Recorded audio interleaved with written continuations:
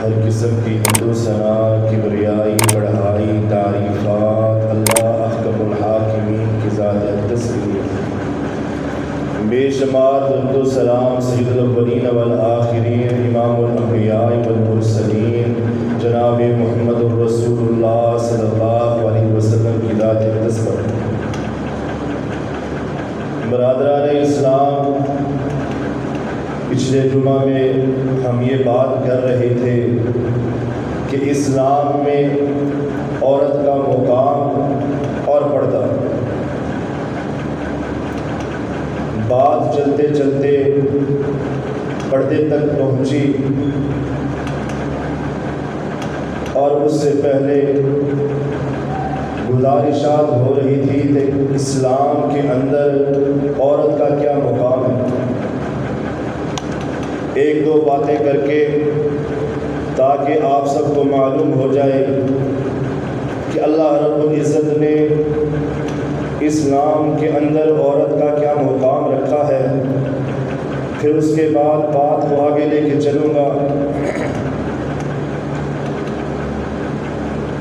اللہ رب العزت نے اپنے قرآن پاک میں یہ بات ارشاد فرمائی ہے، من عمل صالحا من ذکر او انثى وهو مؤمن فلنحيينه حياة طیبة ولنجزینهم اجرهم باحسن ما كانوا يعملون۔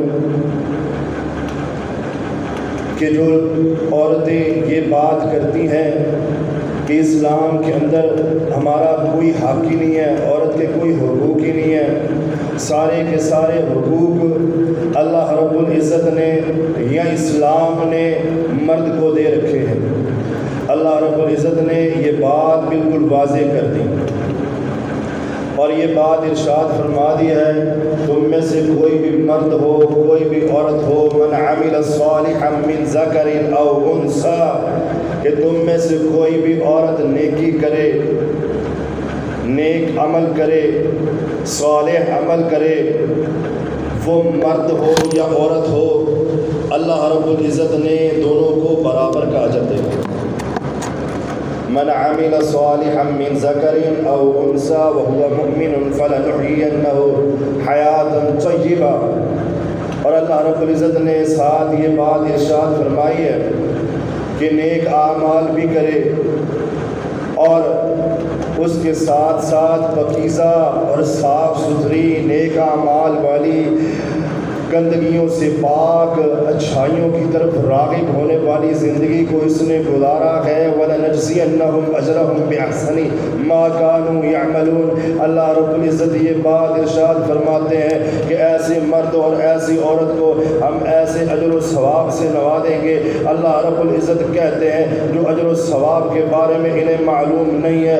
دوسری جگہ پہ اللہ رب العزت نے فرمایا عورت کے حق کی بات ہو، مرد کے حق کی بات ہو، اللہ رب العزت کہتے ہیں یہ نیکیاں کرے۔ ان المسلمین والمسلمات والمؤمنین والمؤمنات والقانتین والقانتات والصادقین والصادقات والصابرین والصابرات والخاشعین والخاشعات والمتصدقین والمتصدقات والصائمین والصائمات والحافظین فروجهم والحافظات والذاکرین اللہ کثیرا والذاکرات اعد اللہ لهم مغفرۃ واجرا عظیما۔ اللہ رب العزت کہتے ہیں کہ یہ عورتیں، یہ مرد جو میرے محمد رسول اللہ صلی اللہ علیہ وسلم کا کلمہ پڑھنے والے، اللہ رب العزت کو ایک ماننے والے، اللہ کی توحید کو اپنانے والے، اور محمد رسول اللہ صلی اللہ علیہ وسلم کو اپنا آخری پیغمبر، آخری رہبر، اپنا آخری ہادی اور نبی رسول تسلیم کرنے والے، اللہ رب العزت کہتے ہیں یہ نمازیں پڑھے، روزے رکھے، صدقات دے، زکوٰۃ کو ادا کرے، تقوی اختیار کرے، پرہیزگاری اختیار کرے۔ اللہ رب العزت یہ بات صاف طور پہ کہتے ہیں اعد اللہ لهم مغفرۃ واجرا عظیما، ہم نے ان کو اجر عظیم سے نوازا۔ تو بات تو پھر بالکل ہی ختم ہو گئی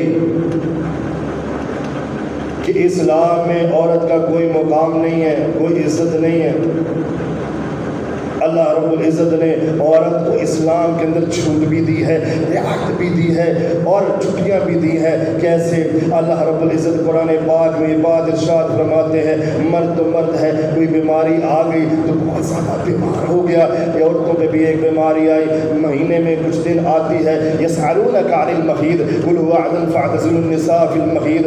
اللہ رب العزت کا قرآن کہتا ہے یہ عورت کا کیا مقام تھا۔ میرے محمد رسول اللہ صلی اللہ علیہ وسلم دنیا پہ تشریف نہیں لائے، ابھی دنیا پہ نہیں آئے، یہود و نصارہ کے اندر عورتوں کی کیا عزت تھی۔ یہود و نصارہ عورتوں کو اپنے آپ سے دور کر دیتے تھے۔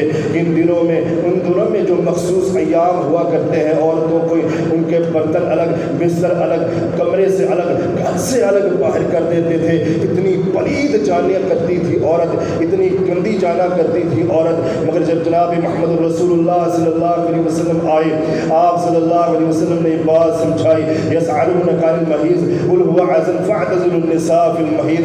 کیا ہے حیض ایک گندگی ہے، حیض عورت کو جو ہے وہ ناپاک ضرور کرتی ہے، اس کے بدن کو، کپڑوں کو، اس کے کپڑوں کو گندا نہیں کرتی، ناپاک نہیں کرتی، اس کی زبان ناپاک نہیں ہے، وہ خود ناپاک ہے۔ مگر امی عائشہ صدیقہ طاہرہ رضی اللہ تعالی عنہ فرماتی ہیں، امی عائشہ کہتی ہیں حیض کے دن چل رہے ہوتے تھے، میں جس برتن سے منہ لگا کے پانی پیتی تھی، جناب محمد رسول اللہ صلی اللہ علیہ وسلم اسی گلاس کے ساتھ اسی جگہ پہ منہ لگا کے پانی پیا کرتے تھے۔ امی عائشہ صدیقہ طاہرہ رضی اللہ تعالی عنہ کہتی ہیں گوشت کا کوئی ٹکڑا آتا، میں اس گوشت کے ٹکڑے کو اپنے منہ سے نوچتی، کھاتی، اور جناب محمد رسول اللہ صلی اللہ علیہ وسلم کے ہاتھ میں وہ ٹکڑا پکڑاتی، آپ صلی اللہ علیہ وسلم وہیں سے نوچ کے کھاتے۔ عورت کو عزت دی، گھر سے باہر نہیں کیا، مکان سے، برتنوں سے، کھانے سے الگ نہیں کیا۔ آج عزتیں دے دی اسلام نے، چھٹی دے دی، ان دنوں میں نماز نہیں پڑھنی، نفاس کی حالت میں نماز نہیں پڑھنی، کفارہ بھی نہیں دینا۔ ہاں دن آ گئے ہیں اور رمضان چل رہا ہے، روزے نہیں رکھنے، روزوں کو کفارہ دینا ہے، روزے رکھنے والا۔ اور سب سے بڑی بات جو سمجھنے والی ہے وہ یہ ہے کہ دیکھو تو صحیح کہ اللہ رب العزت نے عورت کو کس قدر مقام دیا ہے۔ آج اپنا مقام عزت لینے کے لیے روڈوں پہ دھکے کھاتی ہے، بدنامی مول لیتی ہے۔ اللہ رب العزت نے کس قدر اجر دیا، کس قدر مقام دیا۔ وہ صفا مروہ کے اوپر بھاگنے والی ماں ہاجرہ آج جائے کوئی بھی عمرہ کرنے کے لیے، بیت اللہ کا طواف کرنے کے لیے، عمرہ پورا نہیں ہو رہا جب سنت ہاجرہ کو پورا نہیں کیا جا رہا، نئی دوڑ لگا رہی صفا مروہ کے اوپر۔ اس سے بڑی عزت کیا چاہیے عورت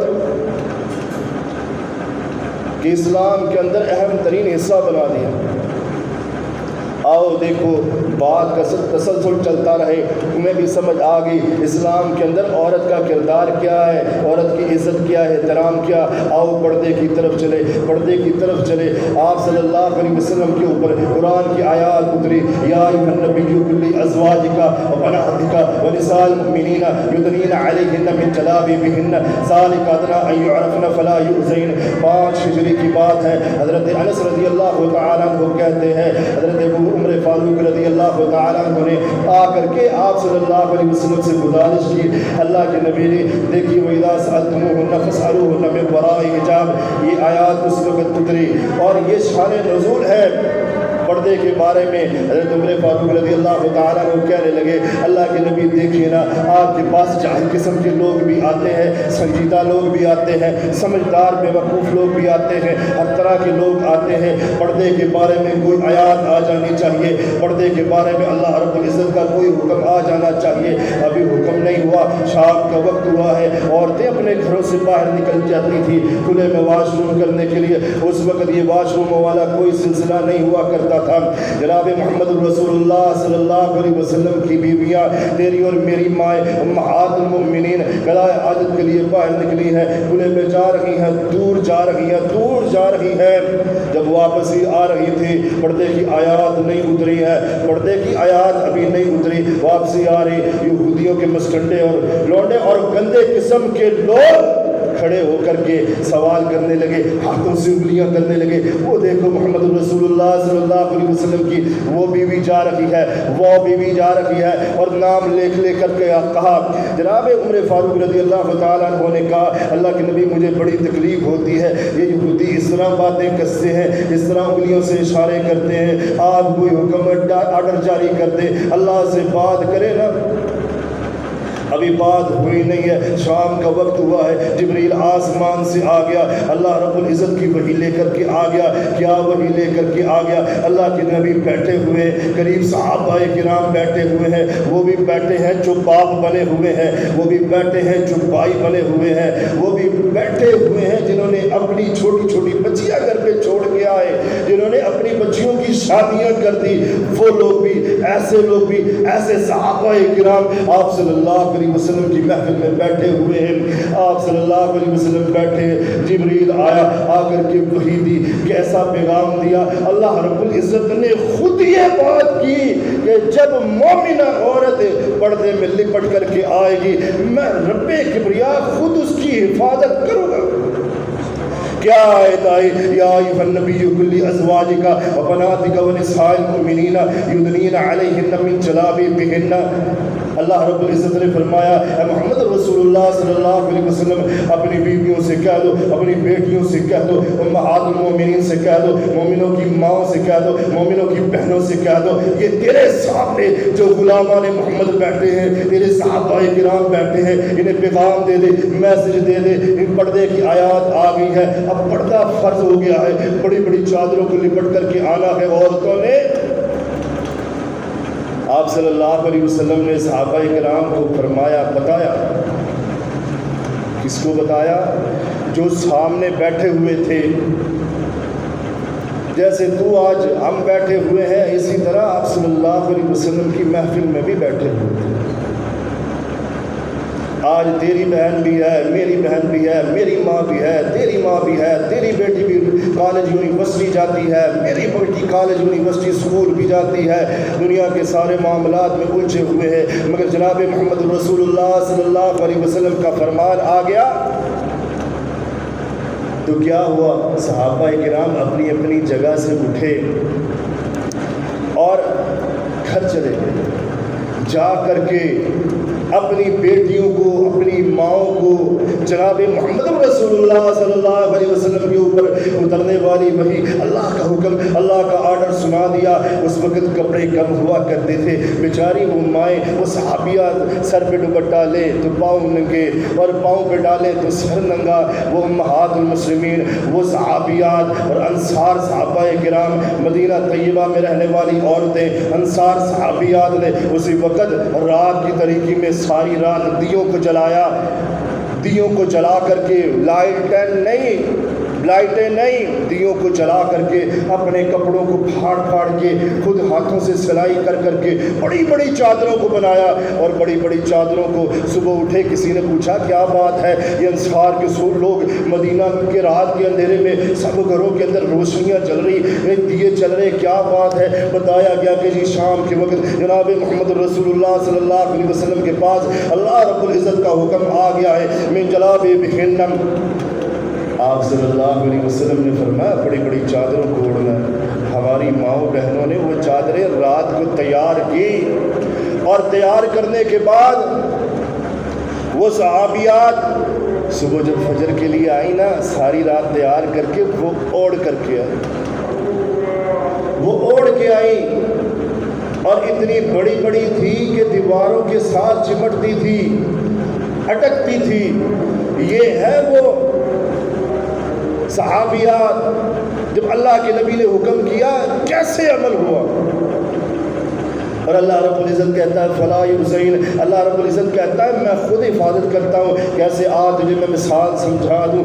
دو لڑکیاں ہیں، خوبصورت نوجوان بالغ، دو لڑکیاں ہیں، 17 سال کی عمر۔ ایک نے بڑی سی چادر لی ہوئی ہے، برقع پہنا ہوا، ہاتھوں کے اوپر دستانے، اسلامی لباس اور اسلامی پردہ کیا اس نے، اور دوسری عورت وہ ہے جس نے شرٹ پہنی ہے اور اسکرٹ پہنی ہے، جس کے ہاتھ بھی نظر آ رہے ہیں، جس کے منہ کے اوپر کیا ہوا میک اپ بھی نظر آ رہا ہے، جس کی ٹانگیں بھی نظر آ رہی ہیں، اور روڈ سے وہ گزر رہی ہو، تو چوک کے اندر کھڑا ہونے والا لفنگا اور شیطان کا بھائی اور گناہ گار یہ بندہ کس کو چھیڑے گا؟ اس عورت کو چھیڑے گا جس نے پردہ نہیں کیا اور برہنہ حالت میں۔ آج کی عورت کالج یونیورسٹی میں پہلے وقت تھا کہ چادر اور دوپٹہ سر پہ تھا، گلے میں آیا، پھر ہاتھ میں آیا، ہاتھ سے بھی چلا گیا۔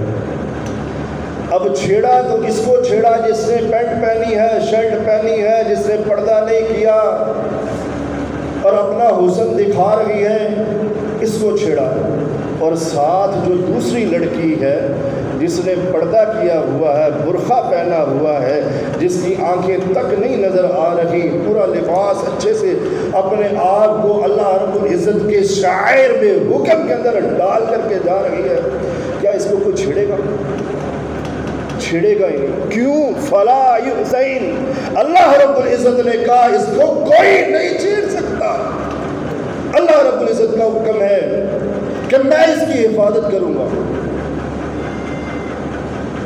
ابھی بھی نہیں سمجھ آئی تو جاؤ بازار سے 2 فروٹ لے آؤ، مثال کے طور پہ کیلے ہی لے آؤ، لا کے رکھ دو، اور ایک کے اوپر سے چھلکا اتار دو، رکھ دو، اور دوسرا چھلکے کے ساتھ رکھ دو، تو دیکھو ذرا مکھیاں کس پہ بیٹھیں گی۔ مکھیاں آ کر کے اس کیلے پر بھی بیٹھے گی جس کے اوپر سے چھلکا اترا ہوا، اس کے اوپر ہرگز نہیں بیٹھے گی جس کے اوپر کور چڑھا ہوا، اس کے اوپر نہیں بیٹھے گی، کیونکہ وہ اس حالت میں ہے جس حالت میں اللہ رب العزت نے اپنی مخلوق کے لیے تیار کیا تھا۔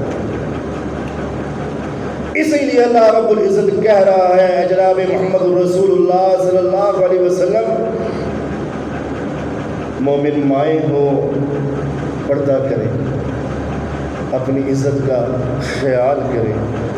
آج بچیاں گھروں سے بھاگ رہی ہیں، کورٹ میرج کر رہی ہیں، اور ماں کی لاڈلی باپ کی لخت جگر پڑھنے جا رہی ہے، اور باپ یہی کہتا رہتا ہے ابھی تو بچی ہے، چھوٹی ہے، کوئی بات نہیں، ابھی تو معصوم ہے۔ وہ معصومیت کے اندر اس کا ذہن ورغلا دیا جاتا ہے، کیونکہ آج کافر پیسہ لگا رہا ہے اس لیے کہ تیری بیٹی کے سر سے دوپٹہ اتر جائے، تیری بیٹی جس نے ایک ماں بن کے درسگاہ بننا تھا، اسلام کے ستون تیار کرتے تھے، مجاہد تیار کرنے تھے، مومن تیار کرنے تھے، وہ سارے کے سارے ختم کر رہا ہے بے پردگی کر۔ آؤ دیکھو اللہ رب العزت نے یہ بات کہی، سب احترام کرتے ہیں، ماں فاطمہ رضی اللہ تعالیٰ عنہ، ہر کوئی کہتا ہے فاطمہ میری۔ فاطمہ کون ہے؟ آپ صلی اللہ علیہ وسلم کا لخت جگر ہے۔ باتوں کو دیکھنا ذرا کہ پردے کی بات ہے، تیری میری ماں بھی ہے اور سیدہ فاطمہ رضی اللہ تعالیٰ عنہ بھی ہے۔ جو کہتا ہے فاطمہ میری ہے، وہ ہم کہتے ہیں فاطمہ ہماری ہے رضی اللہ تعالیٰ عنہ۔ آپ صلی اللہ علیہ وسلم کے جگر کا ٹکڑا ہے، جنت کی حوروں کی سردار فاطمہ ہے، جنت کی ملکہ فاطمہ رضی اللہ تعالیٰ عنہ ہے، جنت کے نوجوانوں کی سردار کی ماں فاطمہ ہے، جناب حسن و حسین رضی اللہ تعالیٰ عنہم اجمعین کی ماں فاطمہ ہے، حضرت علی رضی اللہ تعالیٰ عنہ کی اہلیہ فاطمہ ہے، اور جناب محمد رسول اللہ صلی اللہ علیہ وسلم کائنات کے آخری پیغمبر آخری رسول کی لخت جگر فاطمہ ہے، جس کے بارے میں اللہ رب العزت کے پیارے نبی نے یہ کہا تھا، جس نے فاطمہ کو تکلیف دی اس نے محمد رسول اللہ صلی اللہ علیہ وسلم کو تکلیف دی۔ ماں فاطمہ کیا کہنے لگی؟ لگی ہے تو بھی دم بھرتا ہے. آج میں بازار میں آ کر کے اپنے سر سے دوپٹہ اتار کر کے اپنے آپ کو پیٹ کر کے اور بازاروں میں گلیوں میں چکر لگا کے وہ میلاد کے دن ہو کوئی بھی دن ہو اپنے آپ کو کہتی میں فاطمہ کی بیٹی ہوں, میرا نام فاطمہ ہے, میں فاطمہ رضی اللہ تعالیٰ عنہ کی سیرت پہ چلتی ہوں. دیکھ فاطمہ رضی اللہ تعالیٰ عنہ کیا کہنے لگے.